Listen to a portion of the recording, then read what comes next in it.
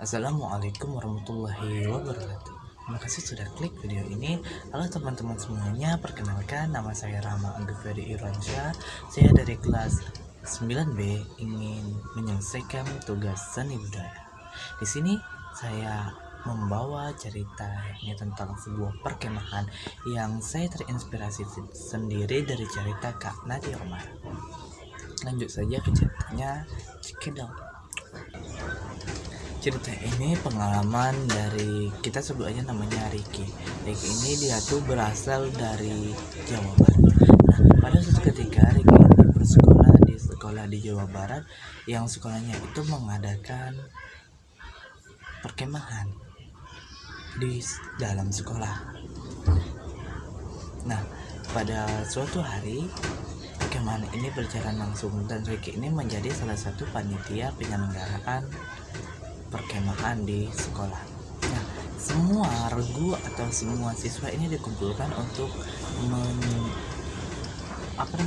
untuk berkumpul dan menjalankan upacara pembukaan perkemahan di sekolah tersebut pada jam 4 sore.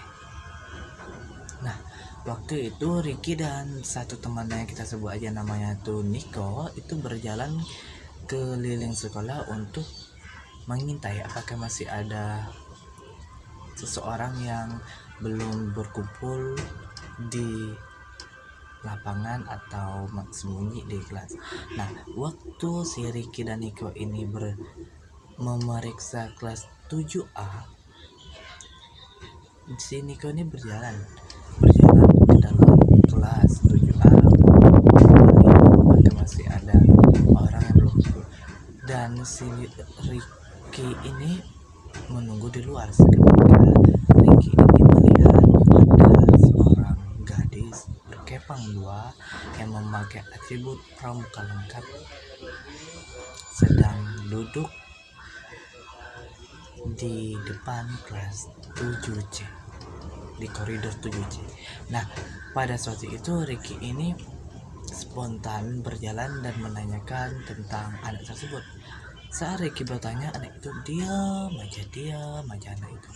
Namun Ricky melihat muka anak itu sangat pucat dan menanyakan nama anak itu supaya bisa ditindaklanjuti ke UKS. Saat Ricky menanyakan nama anak itu pun menjawab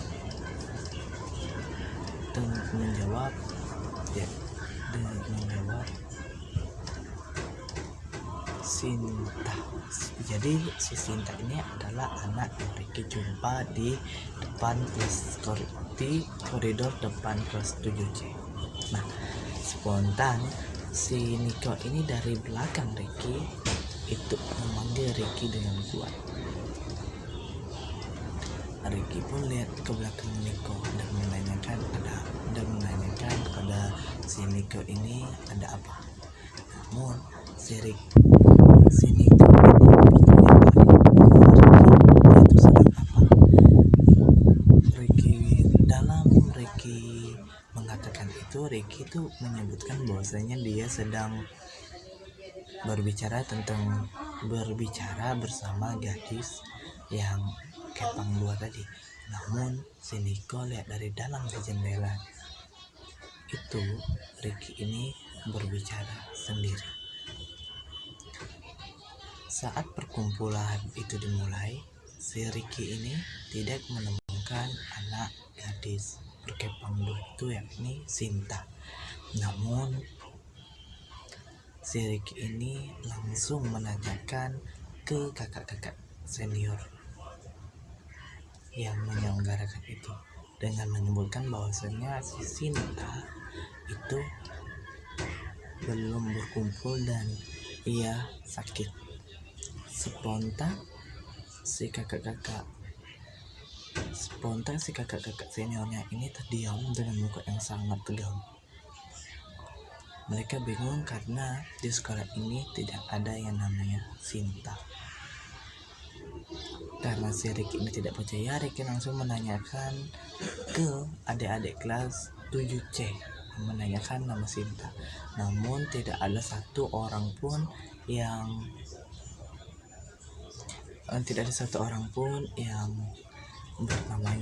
namanya itu Sinta. Ketika kakak-kakak senior itu mukanya tegang dan pucat, bahwasannya si Sinta itu meninggal dunia karena kecelakaan di 3 tahun yang lalu. Awalnya ini si Sinta ini dia tuh seorang anak yang rajin, yang pintar dan gembira. Namun pas dia memakai atribut pramuka untuk melaksanakan pramuka dan menuju ke sekolah melewati jalan raya, namun beberapa menit kemudian truk berjalan laju dan menabrak si Sinta. Spontan Sinta ini meninggal di tempat menggunakan atribut pramuka. Tuh, muka Ricky ini terlihat tegang dan pucat sekali. Dan suatu ketika di malam hari pada acara jurit malam, semua siswa ini berkumpul di lapangan lagi untuk melaksanakan jurit malam diselenggarakan oleh penyelenggara. Namun si Ricky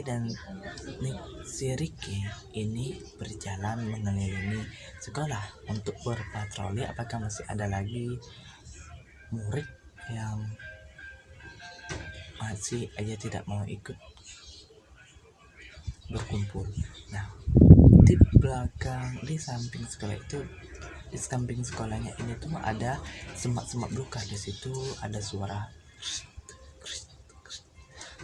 ranting yang diinjak-injak, suara daun yang digoyangkan itu. Namun si Ricky ini tidak takut.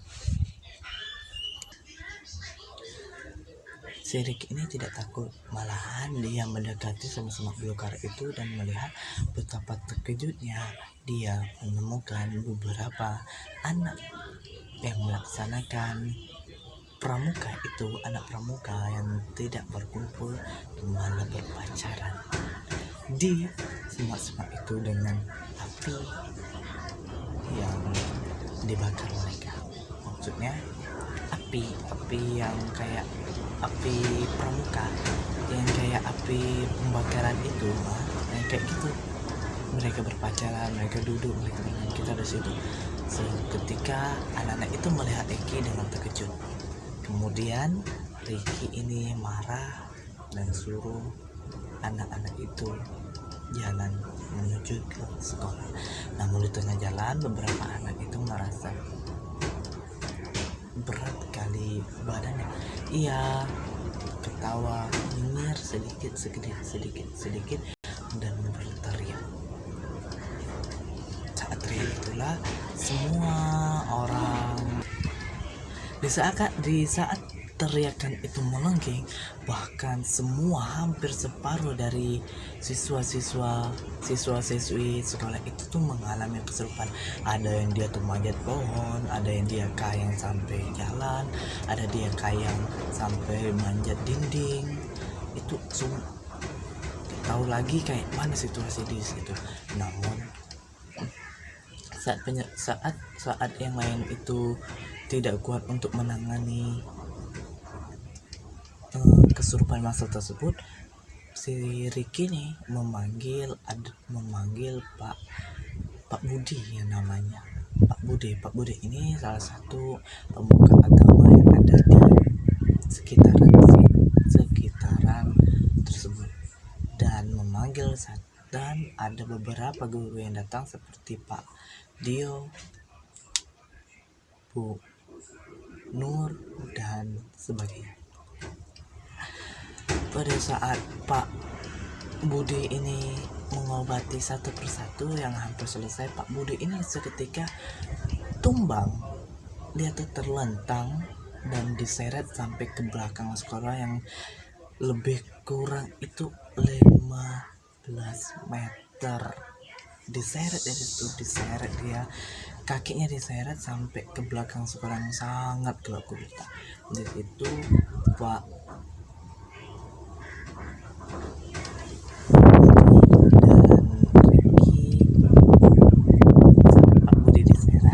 Ricky dan Pak Dio, ada satu orang namanya Pak Dio ini yang mereka menyusul Pak Budi di belakang sekolah. Namun saat Pak Budi ini berdiri, alangkah terkejutnya mereka bertiga melihat sekumpulan dedemit di belakangnya yang beribu-ribu yang tak berkumpul di belakang. Ada yang kepalanya bolong, ada yang kepalanya dipegang, ada yang terbang, ada yang kepalanya itu ke atas, kakinya itu di tangan, banyak macam-macam bentuk. Dan mereka melihat ada dua sosok yang menjadi tonggak atau ketua dari demit tersebut. Ini bayangkan ya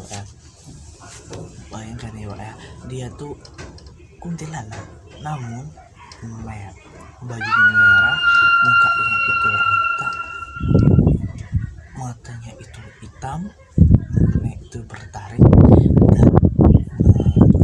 dan di dahinya itu ada tanduk semacam tanduk badak, sangat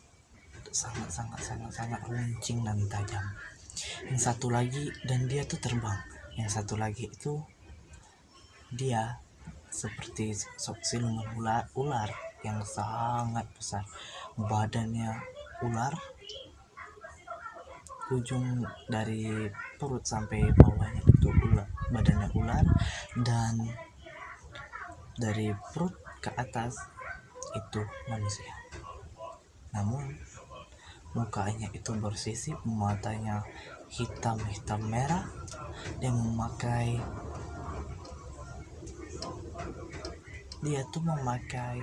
kayak sisi, dia tuh kayak kumis, dia tuh memakai apa ya, kalau orang-orang biasanya tuh bilang emas yang bentuknya kayak apa gitu di lengannya, dan bertaring atas bawah seperti kucing. Nah, pada saat itu mereka Pak Dio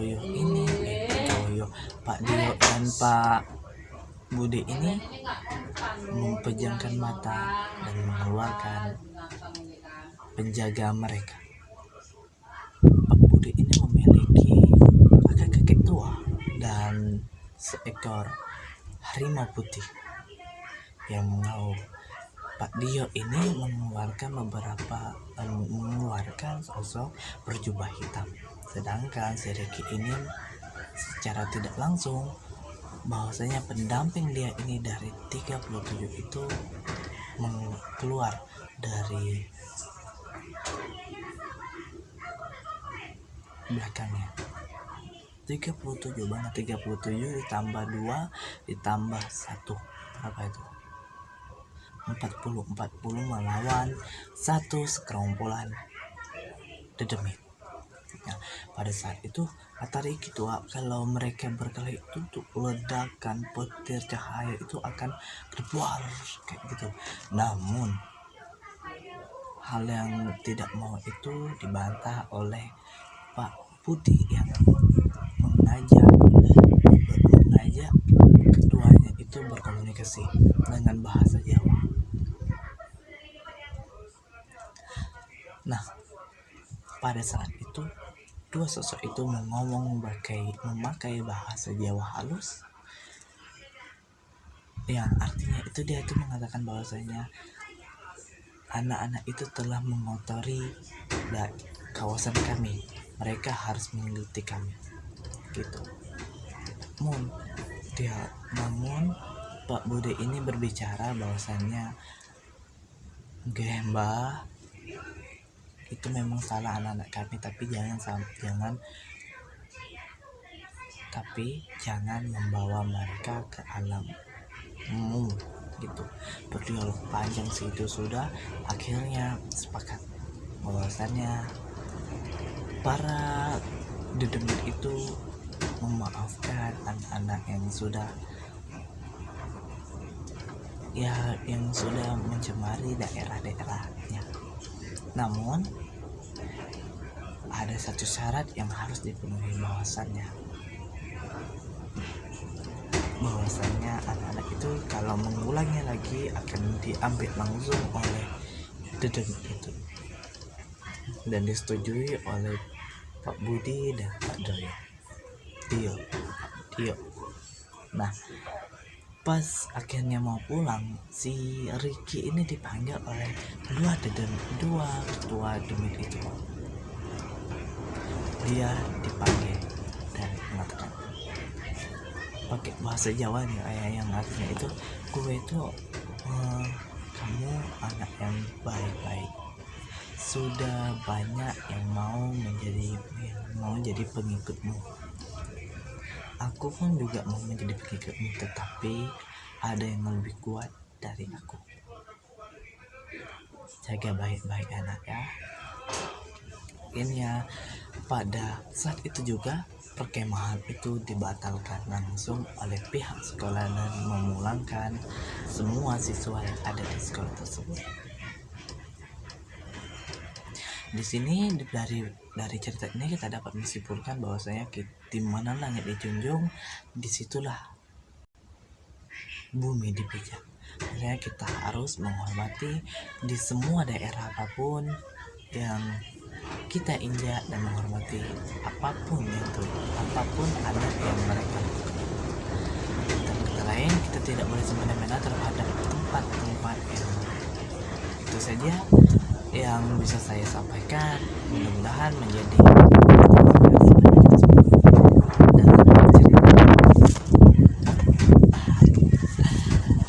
Wassalamualaikum warahmatullahi wabarakatuh.